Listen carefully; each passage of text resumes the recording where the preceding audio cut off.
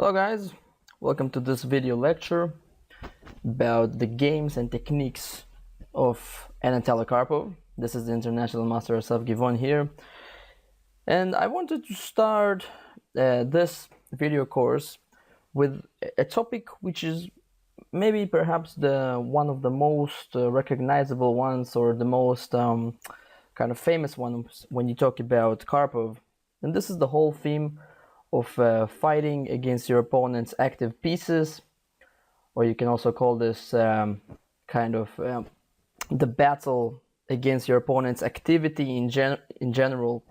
So in many of Karpov's games, you might encounter cases where his opponent have those very well placed pieces inside his own territory of the board, and he takes it like extremely seriously and tries to do everything he can to either push them away or exchange them in some kind of manner. So for this video lecture, I'm going to be using two examples. This is the game you see, the position you see in front of you is from the game Karpov versus Yusupov from the early days of Karpov. The second example is going to be a much more famous game, which is I think one of the really the holy grails of Karpov's game history. So let's go straight to it. Let's look at this position in front of us. This is the position after Black's move number 17. He has just recaptured a bishop on e6. So in this position, it is white to move. This position came from the Italian game, and it looks like a fairly equal position. But there is one thing that is, I think, really kind of, if you look at this position with a bit of a Karpovian type of vision, there is one thing which is very apparent, that Black has this one very, very active piece and very annoying piece, that knight on f4. This piece is really creating lots of troubles for us. He's putting pressure on that pawn, not allowing our queen to move too much. Is putting pressure on our king side, and in general I think it's agreeable with everybody. That's a very seriously annoying and strong piece that needs to be dealt with. So what do we do about it? Let's see. Basically, when we have an enemy piece in our position, basically in our camp, this means if it's white, that is going to be within the first 4 ranks and everything under it, anything beneath it, yes, beneath. So what we can do and should do ideally is push them away by a pawn if possible, because any piece in chess that is being attacked by a pawn has to move, because the pawn is obviously of an inferior value. So let's take a look at this position and see what we can do. So basically, there is this knight on f4. What we would really like to do is play the simple move g3. The problem with this move is that it's currently not really possible. In this position, the move g3 has very severely weakened our knight on f3, and thus is now allowing Black to commit some tactical operations. There are 2 ways to do that. One of them is the move knight takes d3, queen takes d3, and now the move queen takes f3, and Black just won an healthy pawn, and is also now pressuring our f2 pawn. The same thing could be done in the other way. Knight takes h3, king takes h3, followed by queen takes f3. So to conclude, white really wants to play the move g3, but he cannot do this immediately. So Karpov comes up here with a concept that he was famous of. Is in many of Karpov's games that we will see in this video lecture and also in some other videos later on, you will see that Karpov has this unique talent of, moving his pieces backward with the intention of improving his own position. This is something that for many people is a very difficult thing to do. Usually in chess you're kind of looking to move forward, to attack, to expand. But for Karpov, in many of his games, you would see this kind of reoccurring theme. He played here this very little move, but in a way a brilliant move, knight g1. The knight on f3 is centrally placed, but is not doing too much. So our idea now is to push that knight away with g3 without getting under all of those tactical ideas that we have mentioned earlier, like knight takes h3, knight takes d3. And after his knight moves away, we can later on basically bring this knight back into the game. So Karpov is not worrying about that too much. So Black played the normal move, rook a to d8, centralizing his rook and preparing this pawn break in the center, trying to open up the position, because currently the black pieces are pretty actively placed. But now Karpov continues with his plan of playing g3. The knight has to go back to g6. So we can see that our pawn on f2 is now under attack. So Karpov defends it with rook f1. You can see that already in this position, both of black's knights, which typically in this kind of positions, they are looking to get into some kind of a good central outpost. Both of them are very well they're being basically dominated by the white pawns. So this knight on e7 is being controlled by this pawn on e4, which is not allowing him to get into any active square in the center. This knight on g6 is being controlled by this pawn on g3, so he cannot get to also any other in any active square. And if you take a look at white's position, all of the squares in the first 4 ranks inside white's territory are being defended by pawns or can be defended by pawns. So this is one theme already to remember and to learn from Karpov. He is never letting his opponent to easily invade into his position, and if he does, then he does everything he can to push those pieces away. So black continued with pawn to d5. This was his planned move, trying to now take on e4, use that pin on the d file. Karpov moves that queen away, another prophylactic move, another defensive type of move, getting the queen off the way. Now black plays knight c6. He sees that his knight on e7 doesn't have too many options, too many opportunities, so he's looking to maneuver it around the board, perhaps to a better square. Now white wants to continue his strategy of pushing black's knights back using the same type of technique. So this knight on g6 is less active than it was on f4, but he's still pretty active. So Karpov wants to play the move h4, h5. But now we are going to be seeing another very common theme in Karpov's games. Karpov is never in a rush to do things. In many of his games, you will see that he's having lots and lots of moves that prepare his ideas. So he's never in rush, because if he plays h4 right now, that would be too early, because black has some tactical opportunities once again that he can exploit.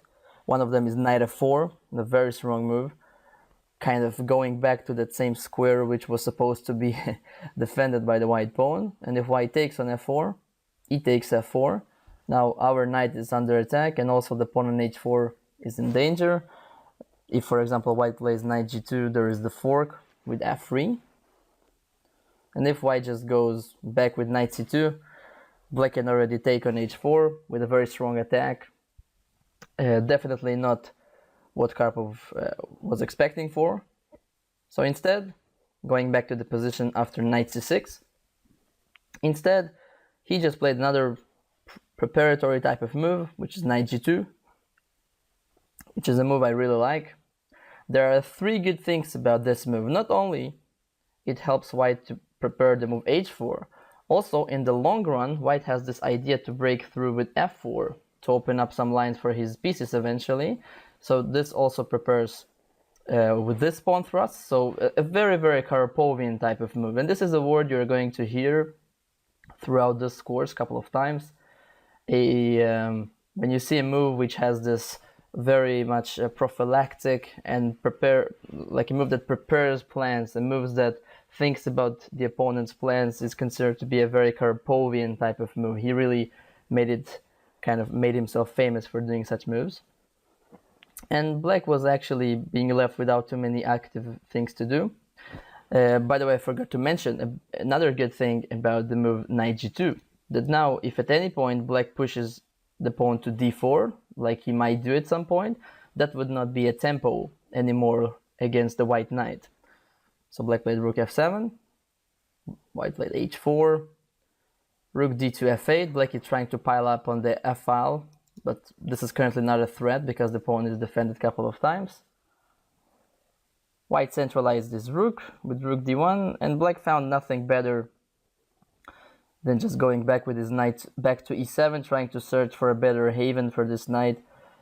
And after h5, white is now making sure that this knight could not go back to g6. And in this position, white is enjoying a very nice advantage. The white pieces are already kind of, they are ready to put for the pawn thrust with f4 that should happen one day. The black knights have been completely kind of dominated by the white pawns. They don't have any activity. And if we compare this position with the initial position that we were taking a look at about 7 moves ago, when black has this active knight on f4 and the other knight potentially coming to assist it, we can see that the position right now is completely different. The black knight has no activity, and this was the whole strategy taking place by Karpov. And we see this kind of good example of how this kind of strategy can work out. If you want to see how the rest of the game went, please go to the PGN files attached to the course to kind of see how Karpov managed to kind of squeeze this position out into a victory. It's not an easy thing in itself to do, but in order to focus on our topic and our themes of the Karpov course, I'm going to be leaving this position right here and go to the next game, which is once again the more famous example of the same theme.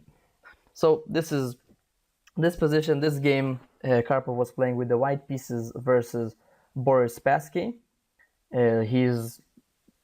Perhaps he's one of his biggest rivals at the time. Both of them were competing more than once about the title of being the best player in the world. In this position that you see in front of you, coming from the Sicilian defense, it is black to move. He played a very normal move, rook f to d8. So in this position, I want you to take a look at this position, this white. Think about it for a little while and try to see if you have any Karpovian ideas here for white. Obviously, you can take some inspiration from the previous position that we have been taking a look at. So this is move number 24. It's white to move. We can see that black essentially has two pieces in our camp. This is our theme, right? Fighting against the opponent's active pieces. That bishop on h4, that knight on b4. So the knight on b4 is pretty well placed. He's defended by a pawn. He's putting pressure against our pawn on c2. Actually, in this position, there's a threat, right? If it's black to move, black just exchanges rooks and then takes our pawn on c2. That's not something we want to see. So Karpov comes up with a brilliant concept of how pushing that knight away, using a similar type of technique to what we have seen in the previous position, in the previous game. And regarding that bishop on h4, also we will see in a couple of moves that that bishop is not going to stay on h4 for long. But the first move in this position is perhaps the famous move of this game. Once again, a very kind of Karpovian move, taking a piece backward just to move 2 steps forward, basically, knight b1. And you know, this is a really multi-purpose move. Not only this move is preparing to push the knight away out of b4 with the move pawn to c3, he is also defending our pawn on c2. So it's going well with the Karpovian policy of always keep all of your pieces defended at least once. In very often we would also see in his games that he's trying to keep his pieces defended twice, actually. But not only this, we can see that also in case of this rook trade on d2, now white is ready to just recapture with the knight. And this improves actually the position of the white knight, because if you see the initial position, this knight on c3, once again, it's a little bit similar to the knight from the previous game against Yusupov. This knight might look nice and centralized, but it's actually not aiming to do anything because of that pawn on c6. Remember, when you see such a pawn standing in front of the knight, it's like a, it's like a little bit of spines. It's not allowing him to land in the center. So basically, this knight on c3 has nothing to do there. This is why knight b1 is having a couple of ideas. First of all, pushing your opponent's pieces away, but at the same time improving your own pieces and thinking about better future for them. So I would give this move 2 exclamation marks. It's not a queen sacrifice, it's not a forced checkmate, it's not like this type of Mikhail Tal type of brilliant attacking idea. This is the way of Karpov. This is how he wins games. His opponent Spassky played queen to b7, defending his pawn on c6, because this pawn is going to be attacked very quickly. Now white can play immediately c3, there's not too much wrong about it, but Karpov plays another prophylactic move, thinking about his opponent's plans. He wants to also fight against that bishop on h4, don't forget, and he doesn't want to allow that bishop any active squares inside his camp, so he plays another prophylactic move, king h2. Couple of ideas there, preparing to push that bishop away if needed, once again not allowing that bishop to invade on g3, and also kind of stepping out of this long diagonal a7 to g1, which sometimes we see some troubles appearing when your king stays on that diagonal. Black plays king g7, similar type of move. He wants to get his king out of the potentially dangerous diagonal of the white queen. And white continues his plan of c3, knight a6. Black is kind of forced to do that. We can already see the huge difference between this position and the initial position. This knight was forced back to a very unfortunate square on a6. And this knight on b1 might look passive at the moment, but we will see that in a couple of moves he will become a very active piece. So now the white knight wants to get back into the game, but the rook interferes with it. So Karpov played rook e2. A very technical move. He doesn't want to trade off rooks, because that will kind of give back it will give black some control over the open file, and it will simplify the game. And Karpov doesn't want to simplify the game just yet, because he feels that once this knight becomes active, the black king is a little bit weak, because most of the opponent's pieces are kind of concentrated on the queen side of the board. So he already thinks about the upcoming attack. So rook e2. Black now feels that his f7 pawn is a little bit sensitive to some attacks. He plays rook f8. White continues with his plan of knight d2. And this knight is now threatening to come to f3 with a double attack against the bishop and against the pawn. So the bishop has to retreat. White plays knight f3, attacking the pawn on e5. Black plays f6, defending the pawn on e5. But this move f6 is a weakening move, and Karpov has had a great sense for basically spotting those little weakening type of moves that his opponents would make occasionally, and he's now going to exploit that little bit of weakening in a really nice fashion. He plays rook to d2. He is already thinking about invading into the 7th rank. He sees that the queen and the king are piled up on the same file, on the same rank actually. Bishop to e7. Now it would be possible to play rook d1, but Karpov chose another very good move, queen e6. Not only preparing rook d7, but also putting pressure against black's position. rook a to d8. And now white is kind of preparing his final operations. Rook takes d8, bishop takes d8. Please pay attention that black cannot take back with the rook, because now his king is not defended properly, and white can already use that rook on f1 to invade on f7 with moves like knight g5 or even knight takes e5. So bishop takes d8 is forced. Rook d1, threatening rook d7 check. Knight goes back to b8, defending that square on d7. But just look at black's position. All of his pieces are very unfortunately placed on the 8th rank. They have pretty much nothing that they can do against the white's coming attack.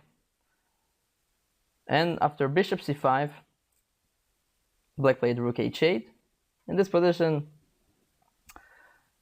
I'm urging you to find white's winning continuation. This is already becoming tactical. All of white's pieces are now ideally placed. That rook on the d file, that queen on e6 very well placed. Everybody are kind of in the attack. So it's a good time for search for tactics. It's a good time to calculate. Try to stop the video, see if you can come up with some idea for white to win. Even though I would assume there is more than one good idea for white here. There is one which is particularly concrete. This is rook takes d8. Actually, Spassky already resigned in this position, because after rook takes back, there is this little move bishop e7, threatening the black rook and also threatening to capture that f6 pawn with a decisive attack. One exemplary variation can be rook e8, queen takes f6 check.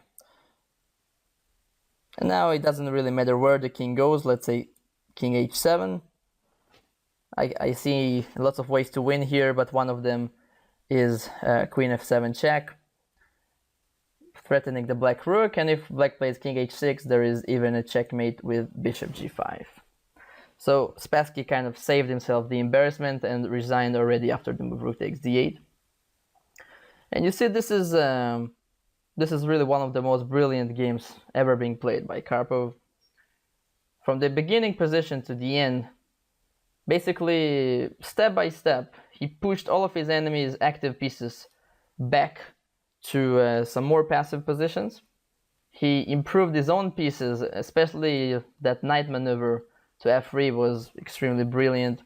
And eventually, once all of his pieces were active enough and the opponent's pieces were passive enough, he went for the final operations and tactics. And he was obviously also a very good calculator, so he didn't miss any such opportunities. So, hope you really enjoyed this video. Take some notice about the different techniques that Karpov used in those two games. The whole concept of pushing your active enemies' active pieces away using your pawns, sometimes using moving your pieces back just to do that, like we have seen that knight b1 move, and in the other game it was knight g1. And also in the process improving your own position, preparing your plans, and this kind of ideas that we are going to see in many more detail also in the next videos. So once again, hope you enjoyed it. I'll see you guys in the next videos. Bye bye.